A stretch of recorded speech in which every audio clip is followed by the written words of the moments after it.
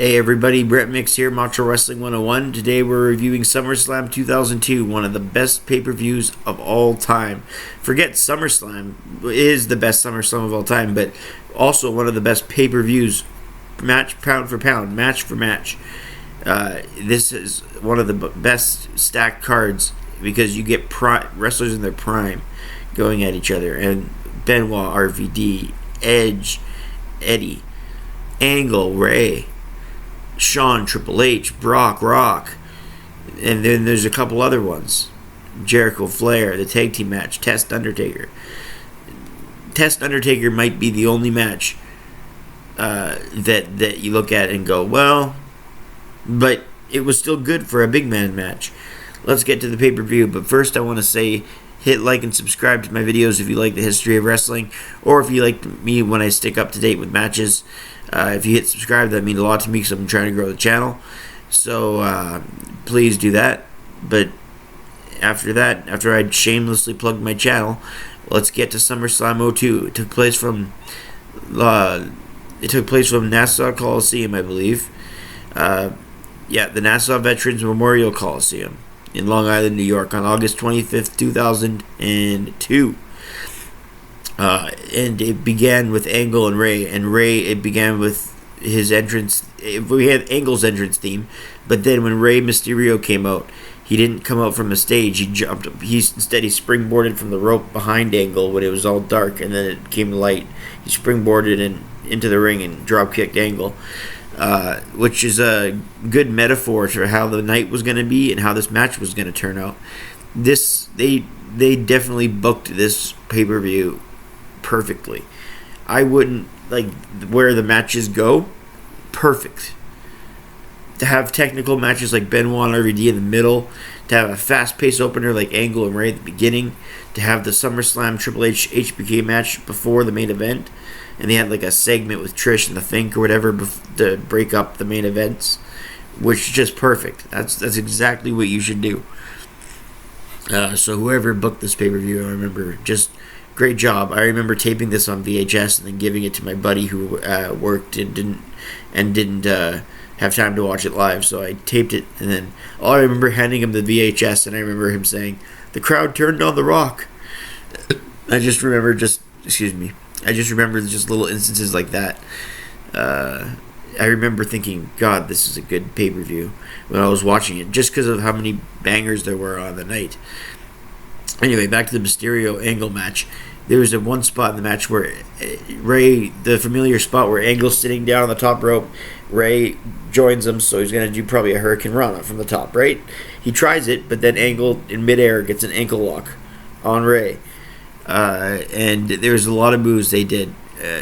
Tons of wrestling, tons of suplexes, landing on their feet, springboard sentons, moonsaults, 619 attempts that are turned into a backbreakers. Angle focused on the back of Ray a lot during the match, then his leg, take away his offense, obviously, and his agility, and his mobility, and his strides. But Angle ended up getting an ankle lock for the victory at 9:22, so Ray tapped out. I give the opening match of SummerSlam 02 4 big ones, 4 stars. They picked the right winner. Kurt Angle was probably pound for pound one of the best wrestlers in the world at the time, if not the best.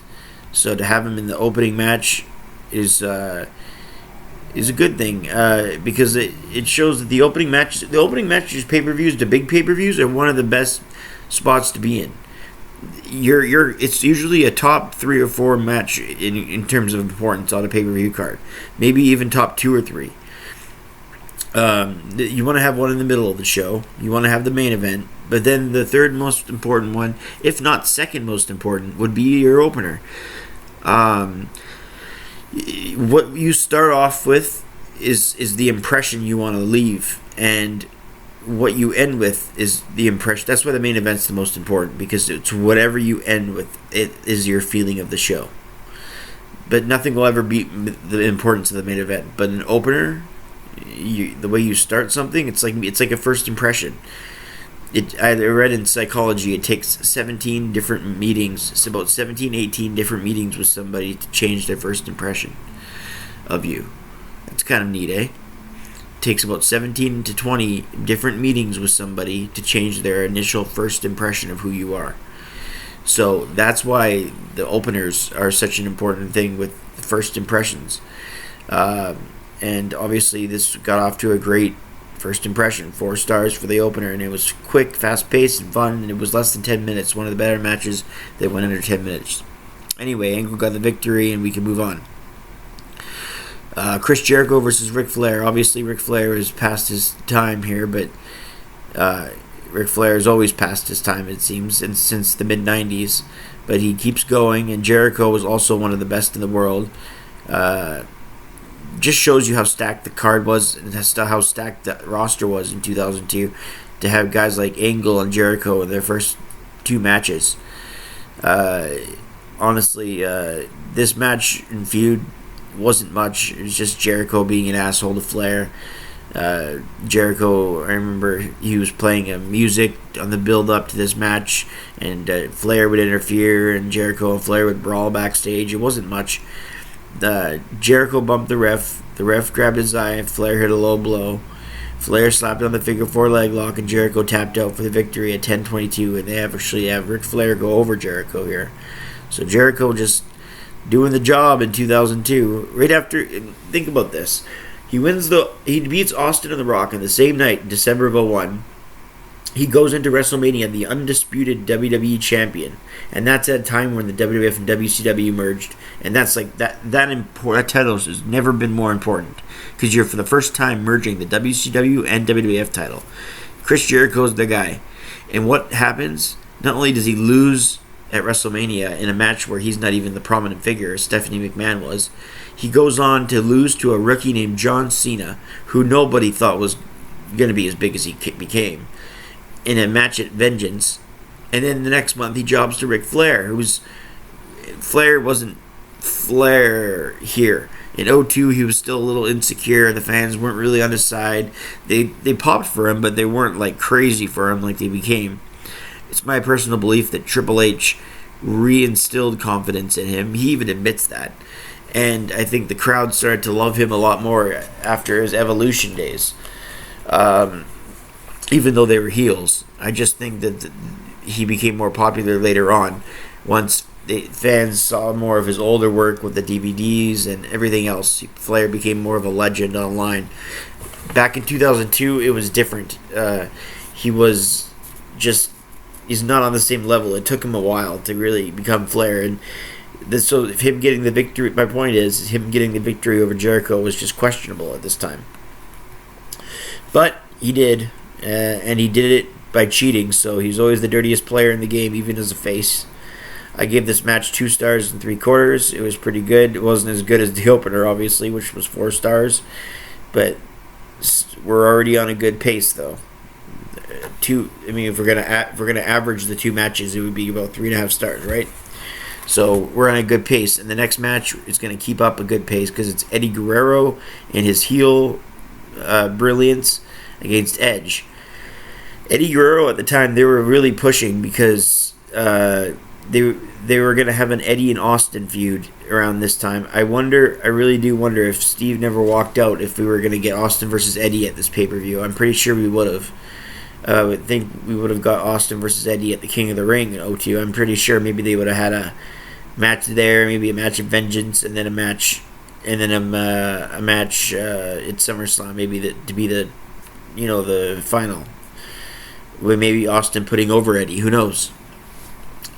So that's one thing I wonder. Eddie Guerrero could have blown up a lot more quicker, but he still blew up because you can't hold talent down that low. If you got true talent, dude, you're going to get there no matter what, for the most part.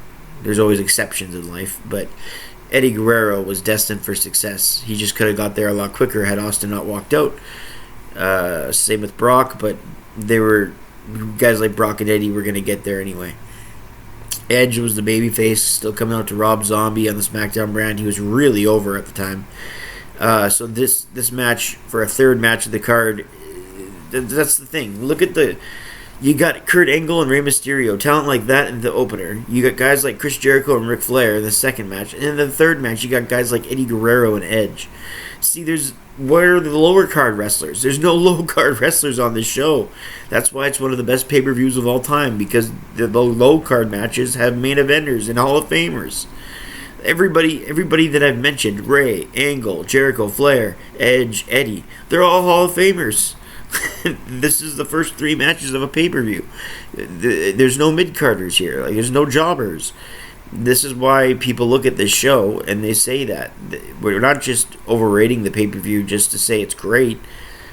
God knows I've reviewed enough that are just average, but this is really good. Anyways, 3 stars and 3 quarters I give this match. Edge slammed Guerrero off the top rope, ran the ropes, hit a spear and on his left shoulder at 11:50 as Edge worked on those shoulders the entire match.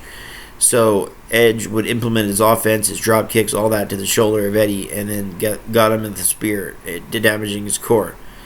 A little bit out of nowhere, the finish, but they got 11:50 to work, and they made the most of it. So again, almost 4 stars. I give it 3 stars and 3 quarters. Next up, we have a tag title match between Christian and Lance Storm, the Un-Americans, versus Booker T and Goldust. Again, Booker T. He's been a couple times in the Hall of Fame. So you got a Hall of Famer in every single match, pretty much. Not even pretty much. I believe you will I think this event, every single match has a Hall of Famer. I'm pretty sure. Yeah, I'm more than sure. Every match has, and most of the time it's both people in the match that are in the Hall of Fame. Not that the Hall of Fame is the be-all, end-all, but that's another story for another day. Christian and Storm were the heel champions. Booker and Goldust were the faces. They were a popular team at this time, man. Booker T and Goldust were hilarious, and they were just great. It ended up being Lance Storm and Christian that got the pinfall win at 9:37 when Christian covered Booker after Test did a run-in. Good tag team match here. Good tag title match. I rate it 3 stars and a quarter. It was definitely a good match, worthy of being on the card for the 4th match of the night. Next, the 5th match of the card. This is your mid pay-per-view match here, and it's great. Benoit versus RVD. Quick little story. I saw them in a house show 2 weeks before this pay-per-view.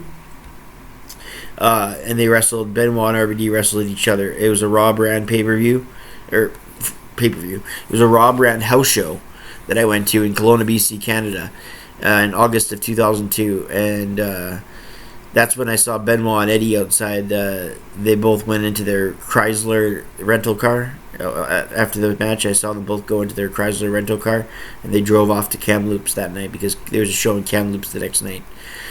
I also saw John Cena in the parking lot, and I did this to him, and he kind of gave me a head nod.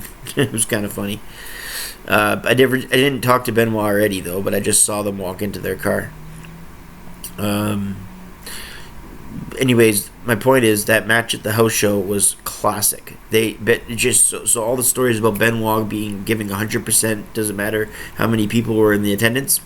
That's it right there.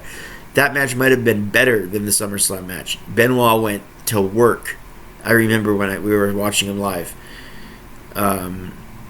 The next year when they come to Kelowna, BC, they don't come to Kelowna, BC often, but the next year they did, and I got to see Benoit take on Eddie onto SmackDown brand.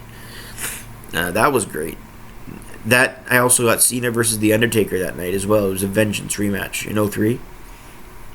So that I got to see a couple good ones there. Anyways, I'm really lagging on. This review is going longer than I had planned on, so I'll get back to the matches. Benoit and RVD for the Intercontinental title. Who cares? You're here for the review, right? So you'll stick around. I'm not monetizing these videos. My channel's not that big. Is not that big right now, so I plan to make it bigger and get a different set, microphone, all that. If you stuck with me this far, you're sticking with me to the end.